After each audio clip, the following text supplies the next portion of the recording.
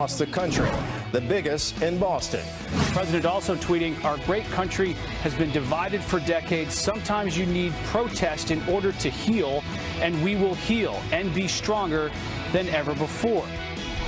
A second police officer has died in the wake of an overnight shootout in Florida. The threat to police officers has grown geometrically, where it's seemingly okay among some groups to dehumanize police and treat them as subhumans, which is totally unacceptable.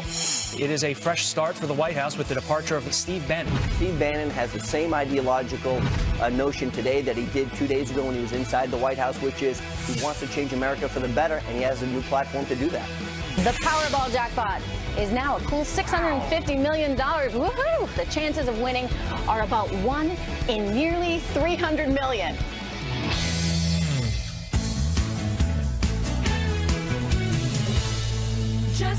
You're probably thinking to yourself, huh? Who are these? What is going on? A lot of vacations in August, so a lot of people enjoying themselves. We're enjoying ourselves. It's great to be here with you guys. I didn't learn that until I moved to New York, but everybody in New York goes on vacation the last 2 weeks in August. It's just standard. Yeah, the streets are empty. Yeah. As empty as they're going to be in New York, yeah. So if you're a tourist and you want to come to New York, this is a good time to do it because you can get into those, and see those things that you normally don't get to see. Indeed. We're going to bring in right now senior editor of Conservative Review and host of Michelle Malkin Investigates on CRTV, Michelle Malkin. Michelle, thank you so much for being here on a Sunday morning. And our first topic is the Boston event yesterday, let's call it that. Let's go through some of the specifics. When we were sitting here yesterday, it seemed like a lot of people were on edge, expecting basically Charlottesville Part 2. Protesters showed up, that's no doubt in that, by the thousands, 15,000 hitting the streets of Boston. The majority of them, though, were there to counter-protest the pre-planned rally in support of free speech. That original free speech rally, again, want to emphasize, this was free speech, this wasn't neo-Nazi, this wasn't KKK, this was free speech, but only a handful of those folks showed up. So President Trump, of course, tweeting, looks like many anti-police agitators in Boston, police are looking tough and smart. Thank you. He then also tweeted, "I want to applaud the many protesters in Boston who are speaking out against bigotry and hate. Our country will soon come together as one." A lot to unpack there. Michelle, have at it. Well, first of all, I think that the behavior of many of those counter-protesters, which was on display, many of the local news stations there were able to show the true face of some of the more militant Antifa activists and agitators. These people were taunting at least one black officer and using the most vile language, proving, of course, that for so many of these so-called peaceful protests, it's not about standing up against bigotry. It's not about standing up against hate or racial supremacy. It is what it always has been with so many of these protests I've covered over the years, friends. It's about anti-police animus. It is about sabotaging law and order. You also saw many ugly and hateful faces and voices attacking the peaceful free speech ralliers who were draped in the American flag, or in one instance, an Israeli flag, who were harassed and bullied and run out of the park. This is not about peaceful protest. One elderly woman holding an American flag, and one of these thugs grabs the flag out of her hand, knocks her down, and she tries to hold on to it. Yeah, and you look at those free speech protesters, and you know, they were there with their guitars, dressed in rather hippie-like clothing. Right. They certainly seemed very peaceful.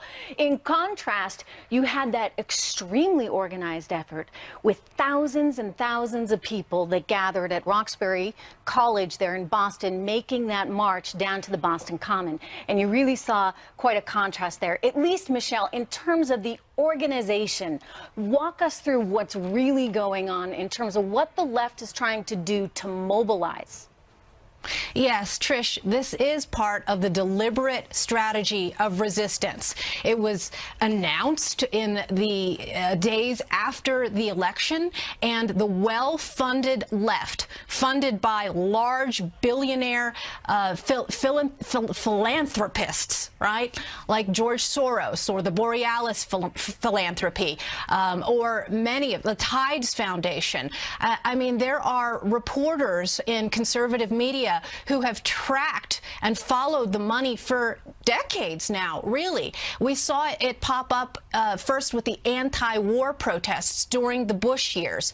We saw it with the open borders lobby during the battle over amnesty. And we have seen it through the counter-protests to the truly peaceful Tea Party rally, and leading up through the Black Lives Matter, Occupy movement, and the agitation in the last years of the Obama administration. These are not spontaneous by any means. You see that in the way that their signs are so similar and so uniform, and you see the advertising for these full employment, full-time protesters. This is what they do for a living: obstruct, agitate, and harass. Michelle, let's switch gears now to the statues. It seems like we started with the statue of Robert E. Lee. Now we're getting into other people. Take a look at, well, you can't see, but our viewers can. Look at all these statues that we raise the question. Are these folks heroes or villains? They include people like Teddy Roosevelt, Ben Franklin, of course, George Washington. I mean, where do we go from here? These protests, I mean, we saw what happened in the Christopher Columbus statue, just completely defaced. Where do we go from here? Well, the anti-left whitewashers of history and rewriters of history will never be satisfied. They won't be satisfied until Washington, D.C. is renamed Obama City and Mount Rushmore is completely demolished. This all has its roots on college campuses, and we saw some of the movement of this in the last years, again, of the Obama administration. And now it has seeped into the mainstream. And you know, I've said for a long time, especially covering education issues, that the #1 problem with government education is they are not interested in confronting history and inculcating young generations of Americans with the facts.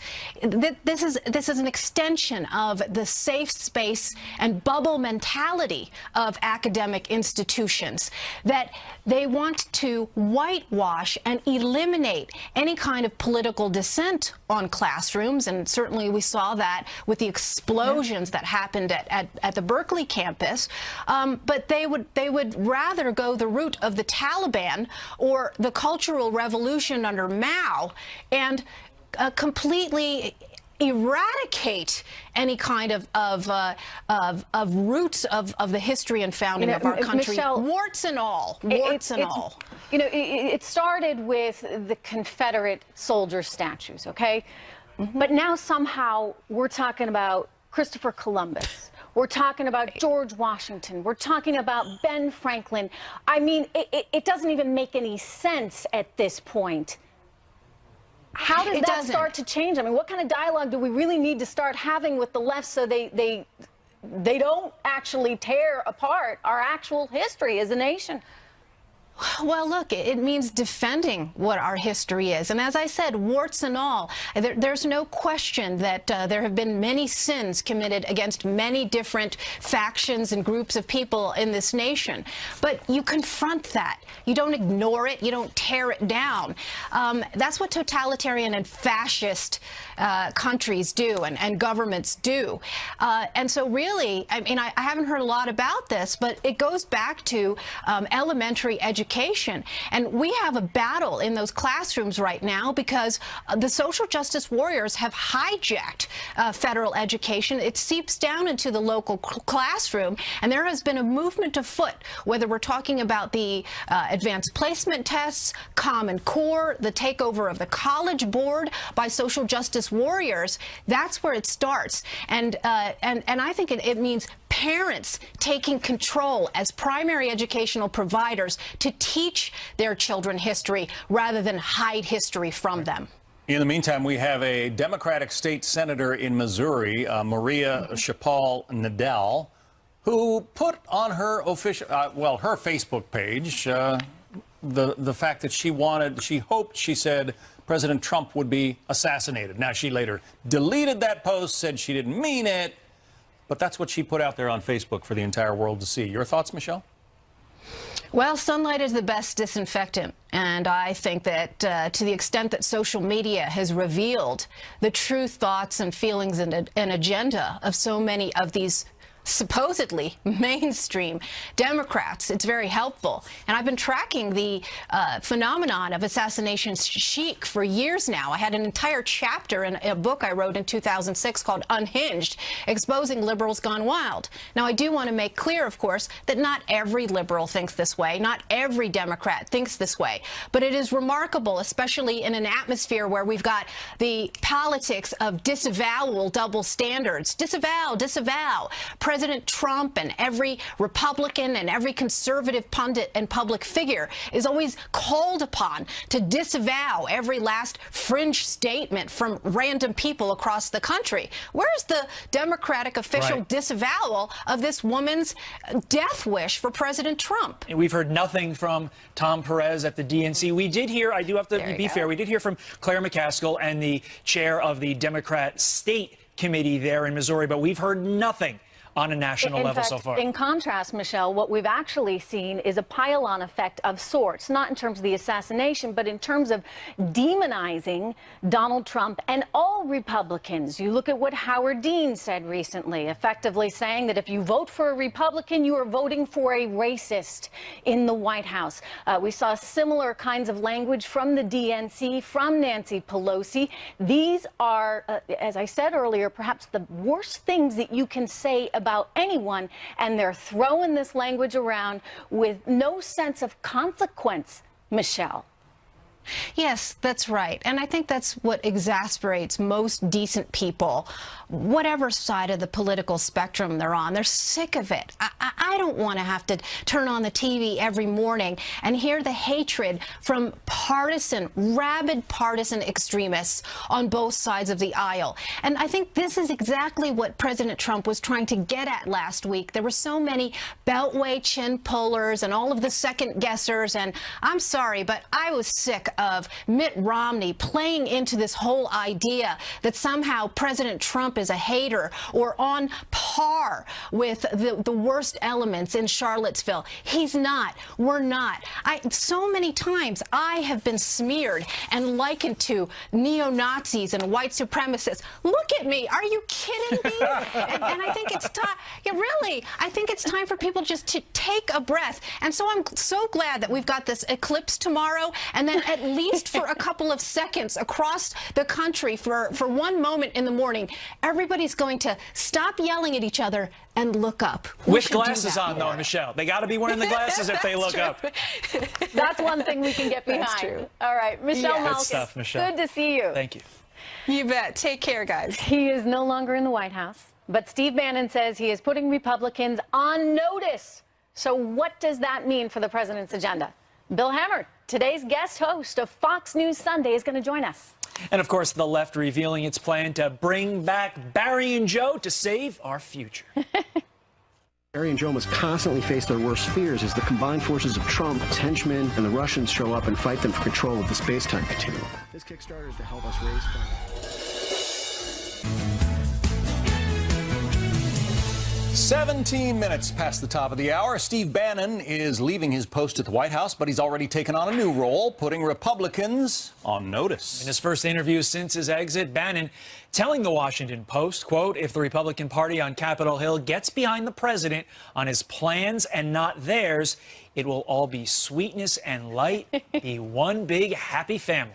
That's the good side of things, right? So will Bannon actually be an asset for the president, even outside the White House? Joining us here to weigh in, we have co-anchor of America's Newsroom, Bill Hemmer, who's filling in for Chris today. Hey, I'm good. We got a lot of news. I've been in the swamp all week, so you're going to have to forgive me here. And I heard you all talking about vacation. I'm not one of them yet, but that's coming up. Soon. Good Sunday, all Good. three of you. Good. You You deserve Bill. it. So what do you think? I mean, Bannon now on the outside, he could stir things up, Bill. He could, and I would expect him to do just that in conversations with a lot of people over the past weekend. My expectation is that Steve Bannon and Donald Trump are still in sync when it comes to the ideas and the issues going back to the campaign of last year. If anything, at least in the near term, I'm told that Bannon will fight for those same principles on behalf of the president. But the other folks in the West Wing, I would not be so sure about that. And I think that is something to watch as the storylines go forward in the weeks and months to come. But what about him saying after he left the White House that the agenda of the Trump administration was essentially over? Yeah, very interesting comment, John. You know, you saw those comments late on Friday night in the Weekly Standard. I thought that interview was very captivating. And the comment from the Washington Post overnight as well. It is my feeling that Steve Bannon believes that Republicans in Congress have not given this presidency a fair shake. I think also in that interview, John, when it comes to policies and issues and what you can and cannot get done, the only thing that he seemed to be positive about was a tax cut, a marginal tax cut, which he considered pretty standard for the Republican Party, but not this overall overarching tax reform that you're going to get. And if that's the reality, and frankly, we've been on the phone a lot over the weekend, and granted, it's the third week in August, and a lot of people are away, certainly here in Washington, a lot of people are on vacation. It wasn't easy to get a lot of folks to come on today to talk about this. And you're going to see this divide now. It's really going to be something that we need to watch after Labor Day between Republicans on the Hill and the White House.